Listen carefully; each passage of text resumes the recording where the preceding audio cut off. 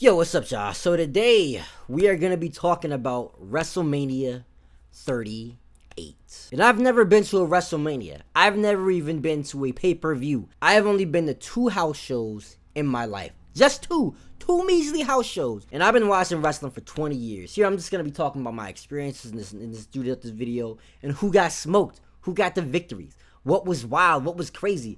And let's be honest.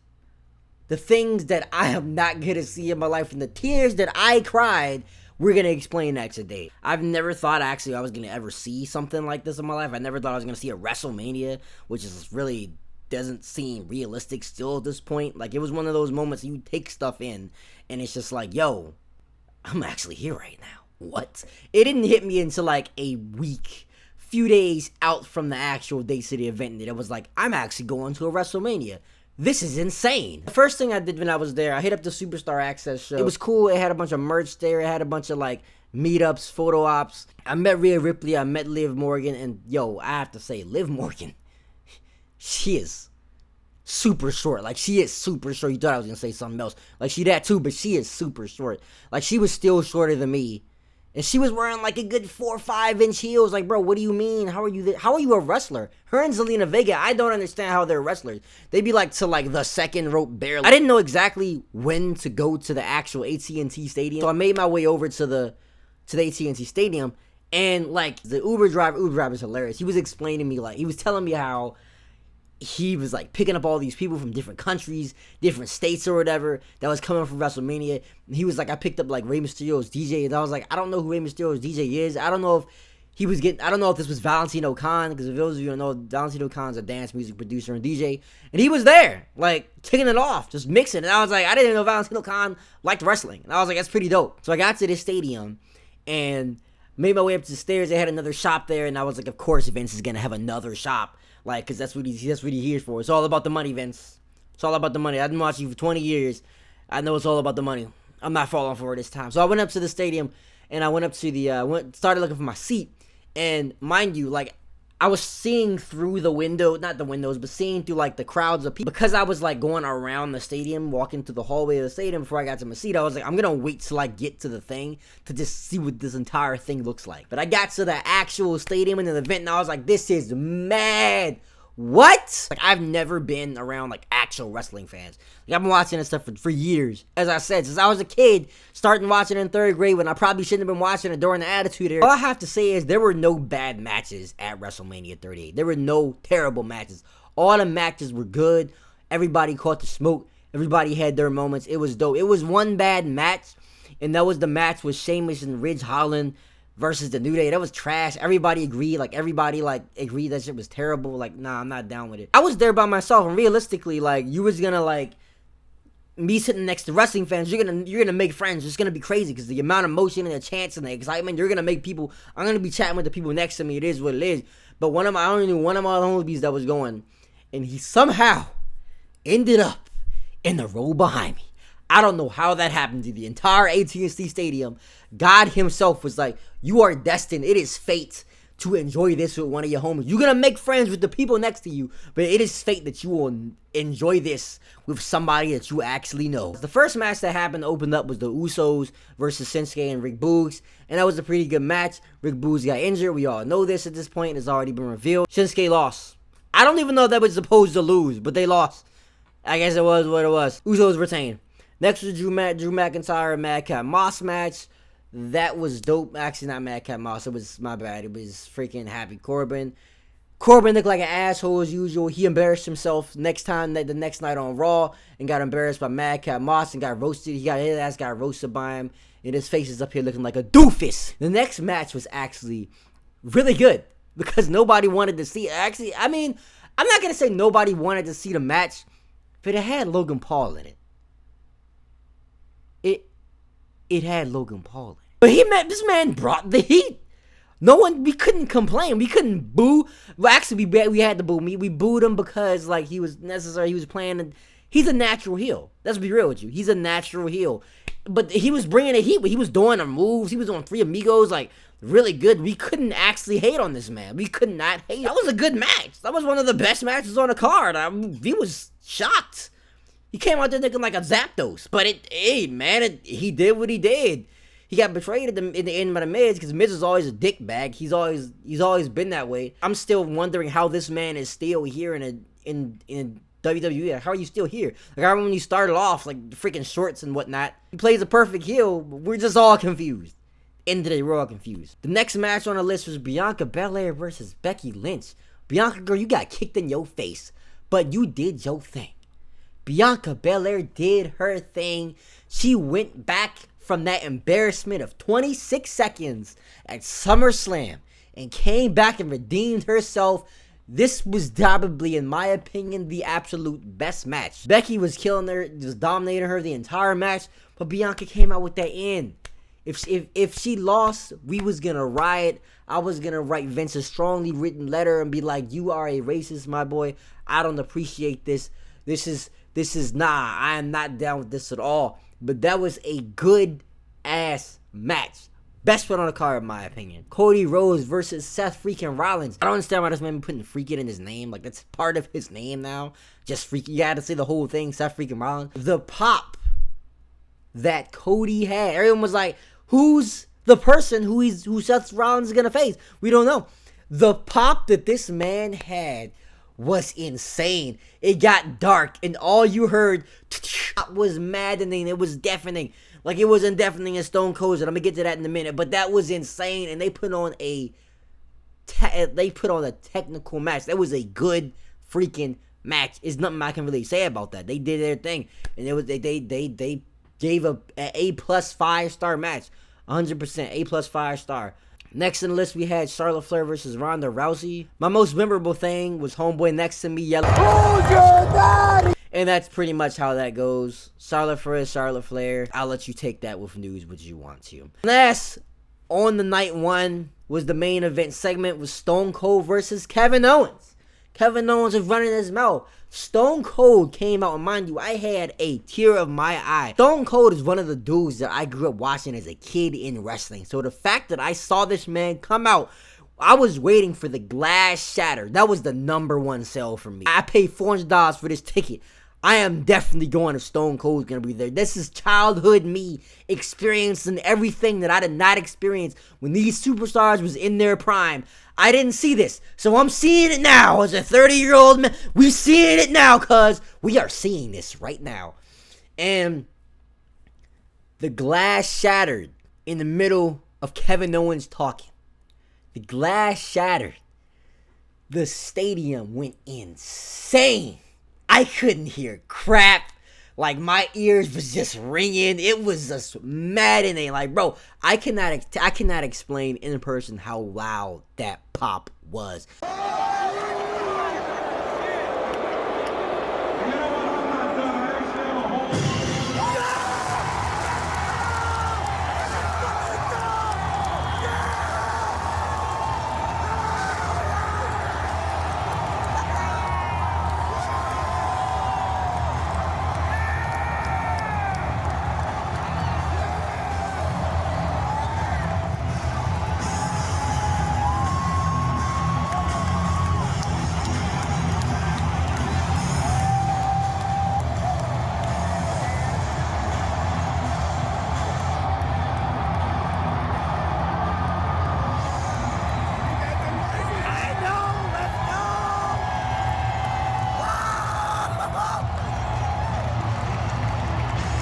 My dude hasn't had a wrestling match in 19 years, and he brought the heat on this match. Like, he's still, like, pretty much look the same. Obviously, he's not going to look exactly the same because dude's, like, 59, 50, he's almost 60 years old.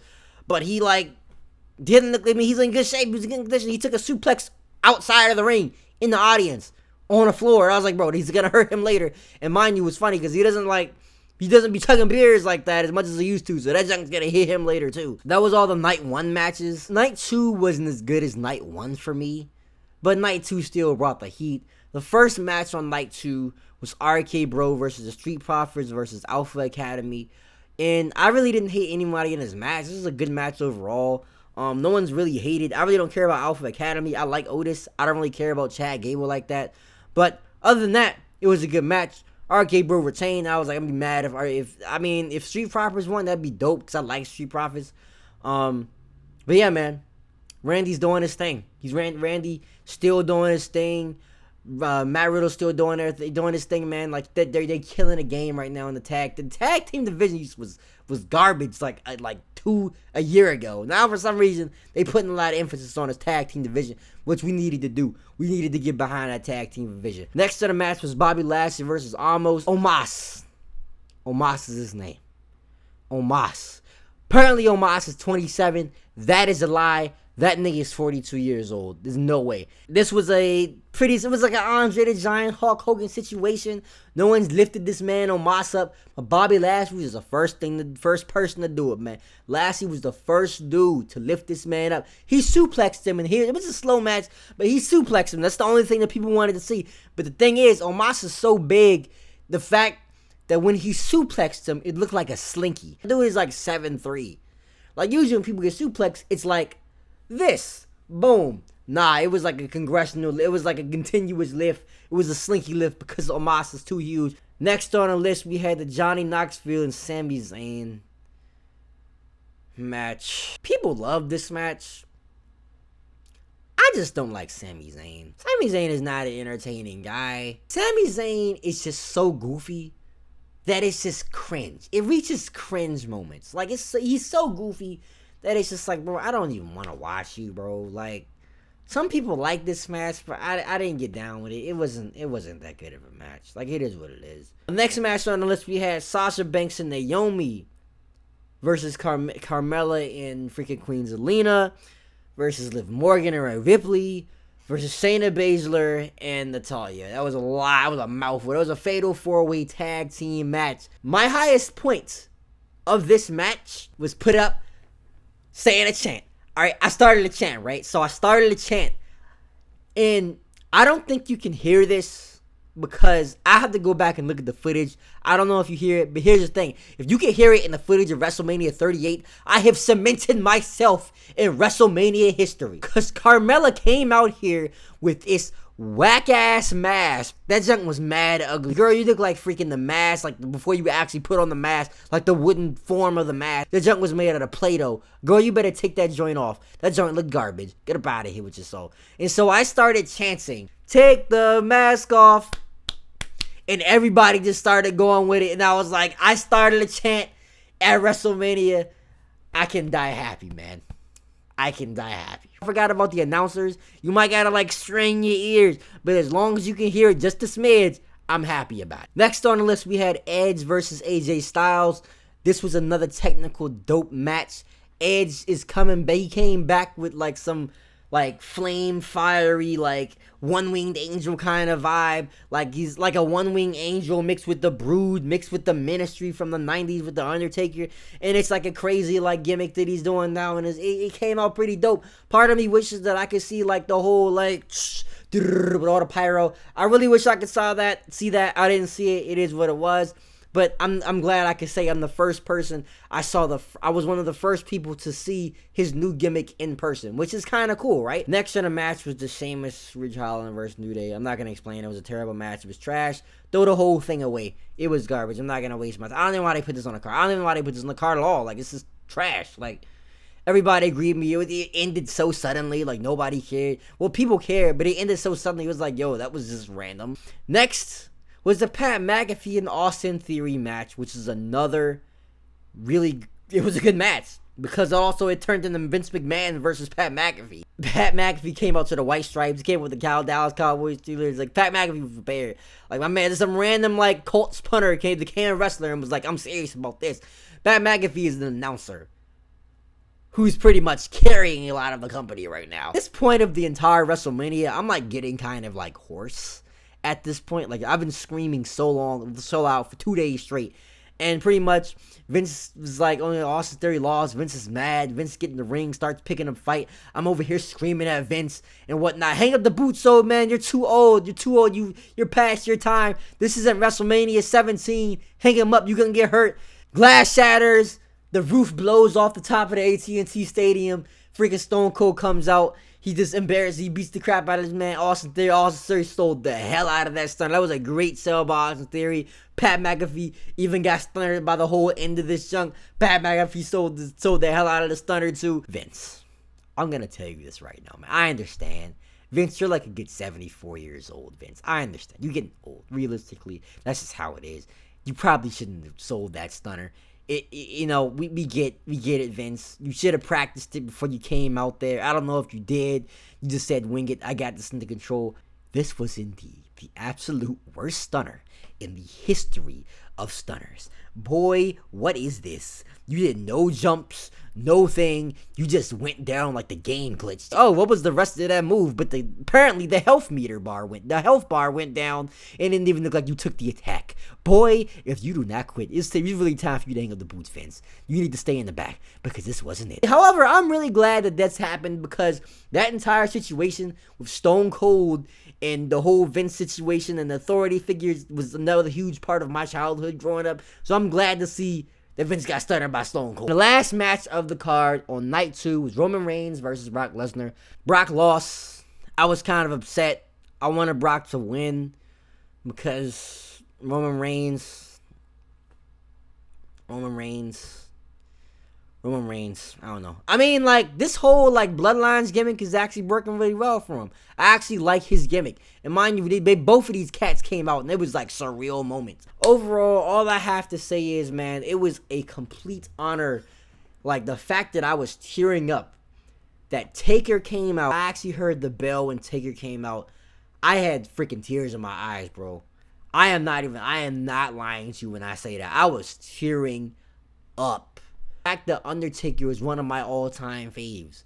I was tearing up when he came out. He wasn't even wrestling. Dude. He wasn't even wrestling. He was just showing up when the Hall of Fame, like, inductions for, like, 15 minutes happened. He just came out, gave his thank yous to the audience, and I was like, bro, I missed your entire wrestling career, but I am really, like, in person. I've obviously been watching TV for years, but I've never seen Undertaker wrestle in person, and I am just so happy that I saw him in real life.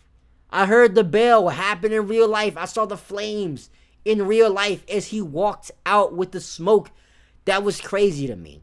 Hearing Stone Cold's glass shatter, absolutely insane. Hearing the pops for both of these guys, I was in awe of this. Like, it was insane to me. Same thing, Triple H came out on the beginning of night 2 to, like, place his saying, like, he's retiring.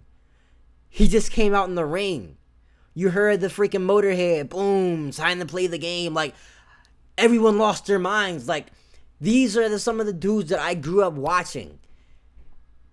And they didn't even wrestle. Obviously, like, Brock Lesnar was another one. Brock Lesnar and Stone Cold had their matches.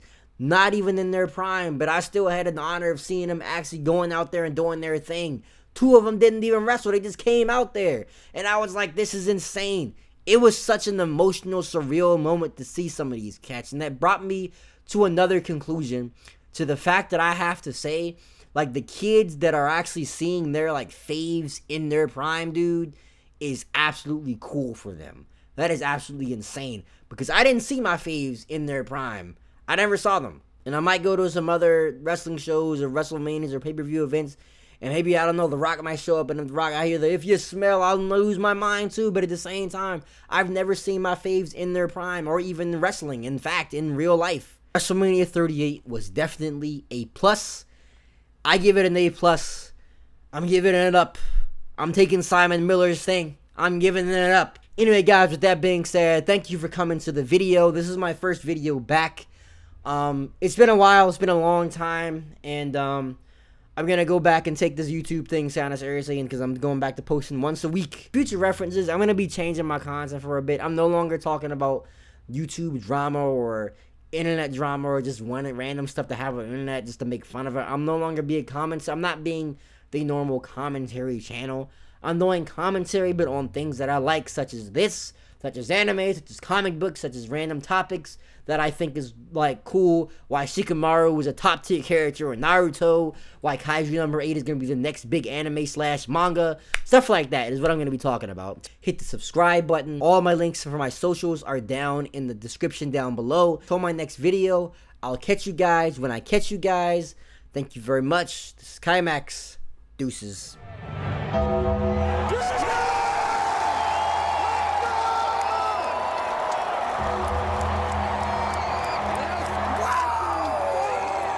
Yes!